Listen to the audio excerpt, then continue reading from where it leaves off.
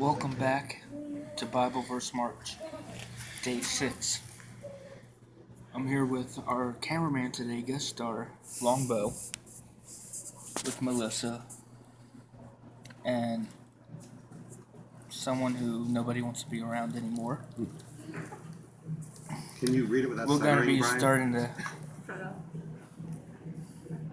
So we all know why we don't want to be around them anymore. So we're going to start with Genesis 8.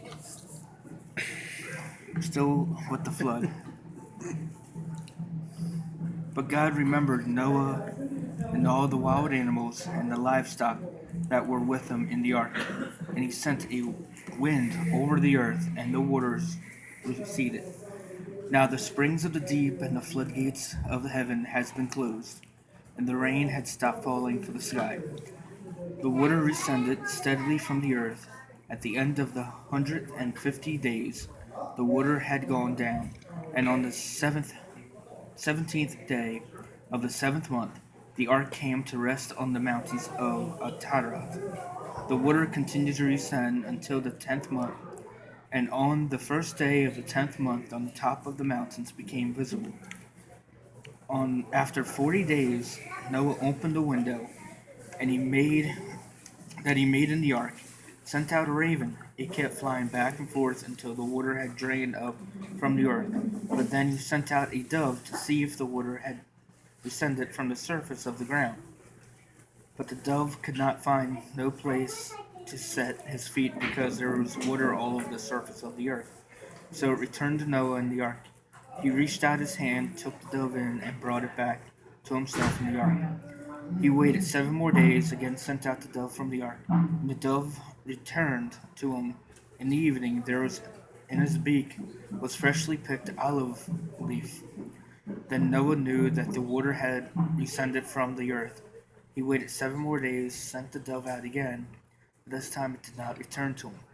By the first day of the first month of Noah's 601st year, the water had drained up from the earth. Noah then removed the cover from the ark and saw the surface of the ground was dry. But 27 days of the 2nd month, the earth was completely dry. Then God said to Noah, "Come out of the ark, you and your wife and your sons and their wives. Bring out every kind of living creature that is with you, the birds, the animals, and all creatures that move along the ground, so they can multiply on the earth and be fruitful and increase in numbers." So Noah came out together with his sons and his wives and his sons' wives and all the animals and all the creatures that move along the ground and all the birds, everything that move on the earth, came out of the ark, one kind after another. Then Noah built an altar to the Lord and taken some of all clean animals, clean birds, and sacrificed burnt offerings on it. The Lord smiled and the pleasant aroma and said in his heart, "Never again will I curse the ground because of men, even though every instrument of his heart is evil from childhood. And never again will I destroy all living creatures as I have done. As long as the earth endures, seed time and harvest, cold and heat, summer and winter, day and night will never cease." And that's it. We're currently at Richardson's farm today. See you next time.